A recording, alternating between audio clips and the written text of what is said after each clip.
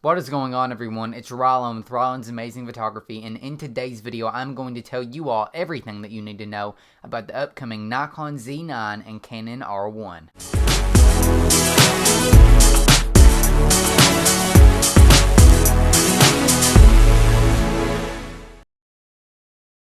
Now, before we get into today's video, I want to remind you all that everything that you're going to watch in this video is based off of pretty much merely speculation. I've gotten a lot of this information from various sources, but the main sources of information are Nikon rumors and Canon rumors. And those are pretty accurate at times, but some of the Canon facts that I'm going to get into later in the video are a little bit far-fetched. First, I'm going to start with the Nikon Z9. This camera's only been announced by Nikon, so they have never given us any official specs. They've pretty much only said, hey, we're going to make this camera. We're not going to tell you anything about it, but it's definitely being done in production. But here is what we do know about it. The Nikon Z9 is going to have a stacked CMOS sensor, and that's something that we haven't seen before with Nikon. Correct me if I'm wrong, but I don't think that we've seen a stacked sensor in any previous Nikon camera. It's also going to have a new image processor, and it's going to be able to do 8K video. We don't know how many frames per second that video is going to be. We don't know really anything about it, if we're being honest, but we know that there's going to be a stacked sensor, a new image processor, and it's going to be able to do 8K. So those are three things that Nikon has confirmed. Those are official. That is straight from Nikon themselves. Based off what Nikon has told us with that information, having a stacked CMOS sensor, we are probably going to at least have 40 to 50 megapixels, and keep in mind there I'm saying at least. We could see up to 60 megapixels in this camera, and that would be huge. Something that you're going to notice, Nikon gave us one photo of this camera, and it's on your screen right now.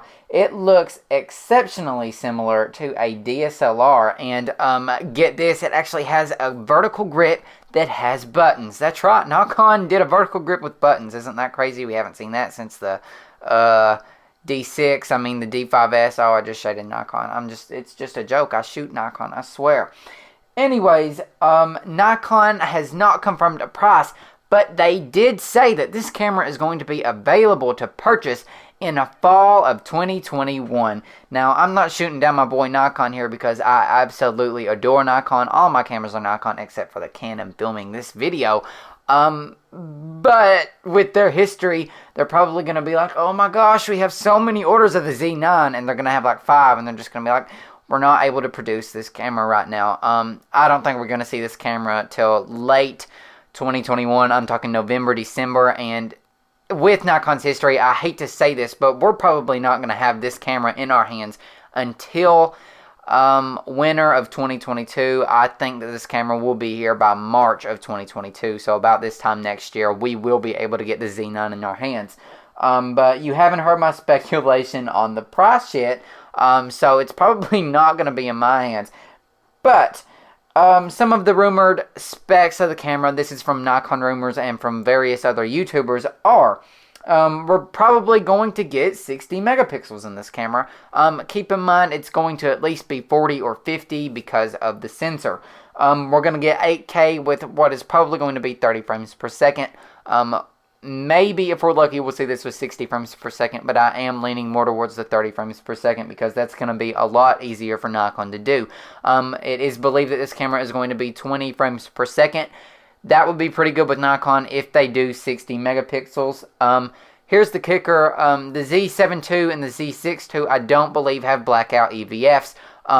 In speculation, keep in mind this isn't confirmed. It is believed that the Nikon Z9 is going to be blackout free. It's going to be a blackout free EVF, but I'm not 100% sure with the Z6 and Z7 II. They might have blackout free EVFs. I'm not 100% sure on that. Here is the kicker. The price is likely going to be between $6,000 and $7,000. That is quite the price. But Nikon needs this. Right now, I think the reason that they are announcing this is because they're getting nervous. Obviously, Nikon is in a bad spot financially. They have been for the past few years. They really need something that's going to bring them back and get their consumers excited again and get people to buy new Nikon cameras. So that is why I think they're really hyping this up right now. They need those dedicated Nikon users who are thinking about going to Canon or going to Sony right now to just like kind of stop and wait and get ready for the Z9 just so they won't switch and invest in another system yet. I think that's why Nikon did this. So obviously we are not just talking about the Nikon Z9 today. Canon, they have absolutely been killing it the past year with their mirrorless systems.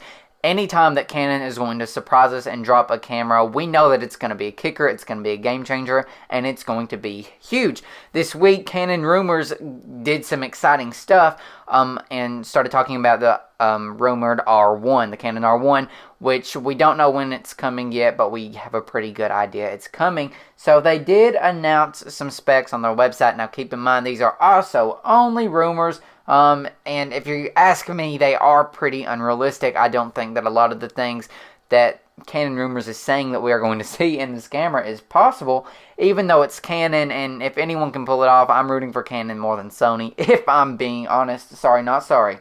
So it is believed, keep in mind I'm saying believed, that this camera is going to have an 85 megapixel global shutter.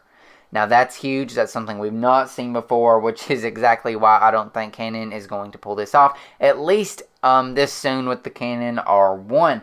Now it is believed that at 85 megapixels that you're going to be able to shoot 20 frames per second. That is exceptionally impressive if it's true, and that is only if it's true, because 85 megapixels is a huge, I mean a massive file size. And if you're able to do 20 megapixels with that, that's a whole lot of frames that you're going to get that are extremely great quality. Also, it is rumored that there will be a 21 megapixel mode, and at 21 megapixels, you can shoot 40 frames per second. 40 frames per second, that is absolutely amazing for wildlife and sports photographers. That's not something that you are going to see in any camera right now. Now, personally, I believe that the R1 is going to likely have a stacked sensor. I do not believe that it is going to have a global shutter. Canon Rumors also says some of these specs. It's going to have a full frame sensor with a large quad pixel autofocus. This will be the first time that Canon has ever kind of moved away from dual pixel AF. That's just not something we've seen. Quad pixel AF would most definitely be something that is new for Canon.